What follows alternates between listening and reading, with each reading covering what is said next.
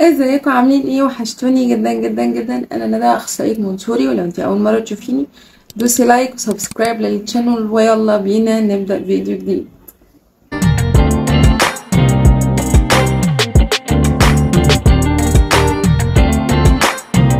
فيديو النهارده عن حاجات كتير جدا جدا البنات طلبتها مني، واهمها هو الجزء العملي في كليه تربيه طفوله. هنتكلم عن الجزء العملي، وهنتكلم كمان عن الادوات العمليه. الجزء العملي في كلية تربية طفولة هو عبارة عن سنتين. الكلية كلها عبارة عن سنتين نظري وسنتين عملي. هل السنتين العملي مفيش فيهم نظري؟ لا فيهم نظري.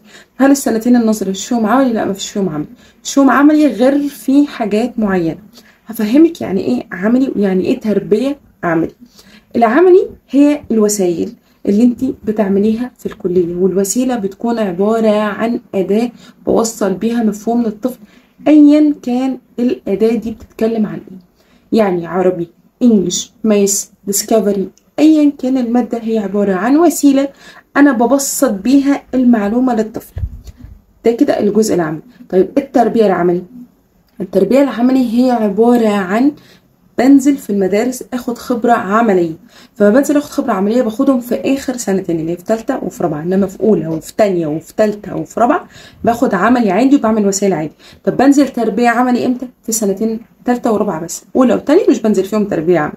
كده متفقين؟ متفقين. كده عرفنا الفرق بين العملي والتربيه العمليه عشان ما نخلطش بين الاثنين. طيب ده اول حاجه. تاني حاجه الوسائل بقى والمشاريع اللي كل طبعا كان عايز يعرفها. الوسيلة أو المشروع هي عبارة عن شوية خامات، سواء من البيئة أو بشتريهم من البيئة. يعني إزازة فاضية عندك، كرتونة، مش عارف إيه، باخدهم وببدأ أدمجهم مع خامات أنا بشتريها زي النصبيان والكانسون والجوخ والفوم وأيا كان المادة دي. باخدهم عشان الاتنين أعمل بيهم أداة أو مجسم أقدر أوصل بيهم المفهوم لإيه؟ للطفل. متفقين؟ متفقين. طب إيه الأدوات دي بقى؟ هو عايز أعرفها. أنا معايا دلوقتي تربو أهو جنبي أهو 4 تدراج في كل حاجة أنا عملتها أو استخدمتها. يعني الوسائل اللي أنا عملتها على جنب، إنما دي الخامات اللي أنا بستخدمها في الجنب. ثانية واحدة وهنرجع بكل درج أفرجكم عليه وأقول لكم ده اسمه إيه وده اسمه إيه وده اسمه إيه. تعالوا معايا. ولكن لحظة واحدة قبل ما أوريكم الخامات وقبل ما أوريكم استخدامها، انتوا عايزاكم تكتبوا لي كومنتات حلوة تحت، تعملوا لايك، تشيروا الفيديو على قد ما تقدروا، عشان في بنات كتير في الجامعات بتلخبط، ما تعرفش يعني ايه تربيه طفوله، متلخبطه في العمل. فساعدوهم زي ما انا بساعدكم عشان الفيديو يتشاف على اكبر قدر ممكن. وتابعوني واعملوا لي فولو على انستجرام وعلى تيك توك وعلى يوتيوب هنا وعلى فيسبوك. ويلا بينا نشوف الجزء. بصوا بقى احنا هنركز مع بعض. ده البوكس الاول. اول حاجه دي فرشه انا كنت بدهن بيها اللوحات الكبيره. تمام. دي اول حاجه انا بستخدمها. تاني حاجه ده شمع، والشمع ده بندخله في مسدس الشمع. مش عارفه انتوا شايفينه ولا لا، بس يا رب تكونوا شايفين. تمام. تالت حاجه دي علبه فاضيه كنت بحط فيها حاجات عندي. رابع حاجه ده غيره، والغيره ده مش افضل نوع تقدروا تستخدموه. يعني ده مش افضل نوع بصراحه، في انواع كتير تانية افضل منه. الغيره العادي اللي انا هوريه لكم دلوقتي، انما ده بيبقى خفيف جدا فمش بيلزق قوي.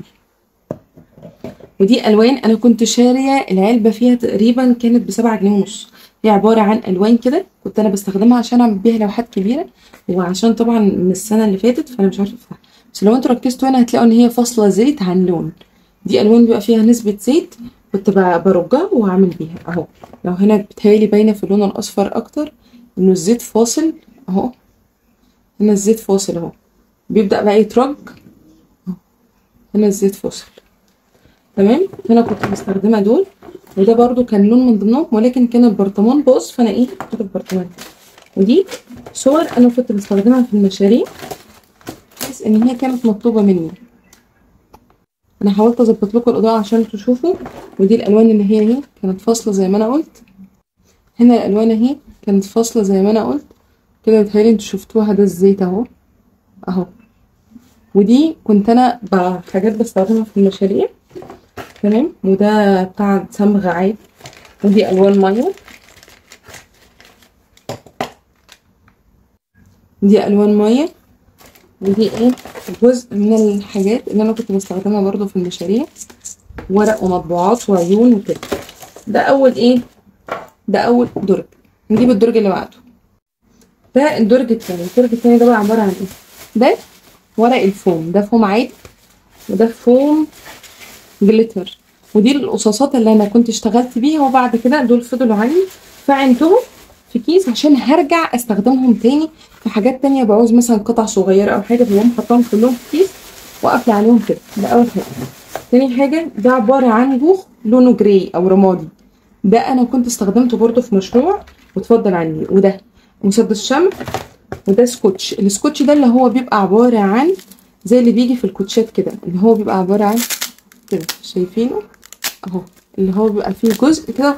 ده كنت بستخدمه في الحاجات او في الملصقات اللي انا عايزه اشيلها واحطها على اللوحه الوبريه مثلا، فكنت الزق جزء من ده والجزء التاني في قلب الورقه، وبعد كده الزقها واحطها كده تتفك من بعضها عشان الطفل يشيلها ويحطها تاني، يعرف يشيلها ويركبها.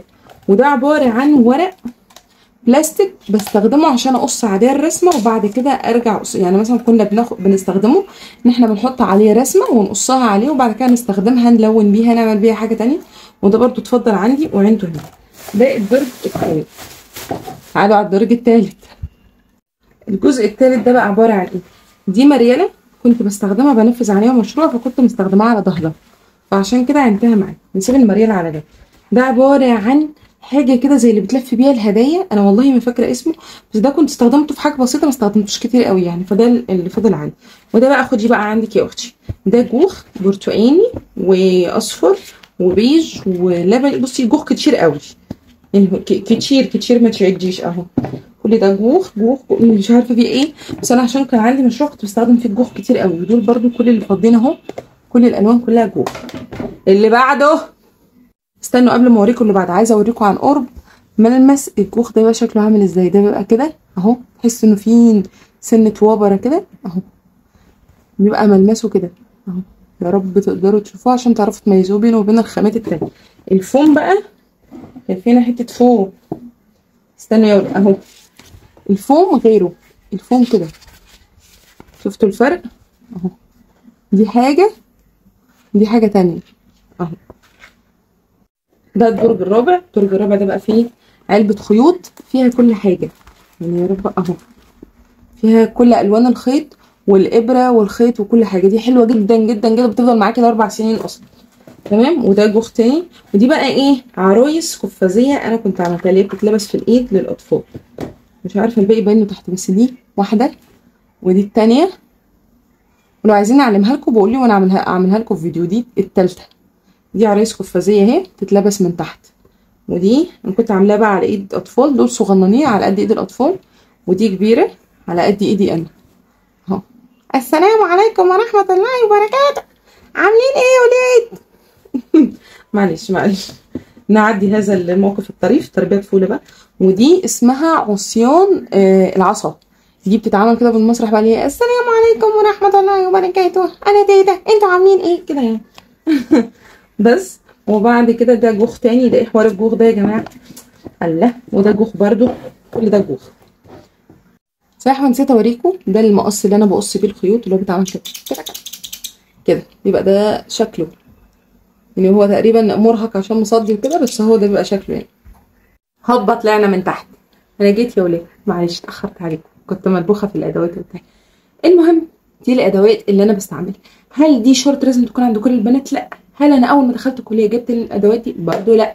امال انا اول ما بدخل بشوف المشروع اللي انا هعمله محتاج ادوات ايه، وببدا اجيبه، واللي بيفضل عندي بسيبه لحد مشروع تاني، وبشوف برضه محتاج ايه وبجيب الزياده اللي عندي، وهكذا وهكذا وهكذا. يعني انا ما اروحش اشتري خامات كتير قوي واقول هحتاجها، ما تعمليش كده تماما. انتي بتشوفي اول حاجه المشروع بتاعك محتاج ايه، وبعد كده هوب انتي بتبداي تجيبي واحده واحده واحده، وانا كده عرفتك الخامات اسميها ايه.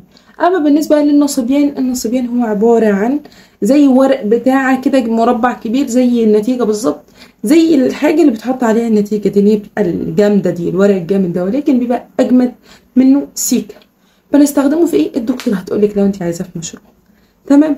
هل انا قدمت رسالتي؟ قدمت رسالتي. لو انت وصلت لحد هنا، او لو انت وصلت لحد هنا ما عملتش لايك للفيديو، روحي الهي ربنا يسترك اعملي لايك للفيديو، وما تخلينيش ازعق كده عماله على واعملي فولو واعملي لايك وظبطيني كده والله العظيم. يلا سلام عليكم يا ولاد.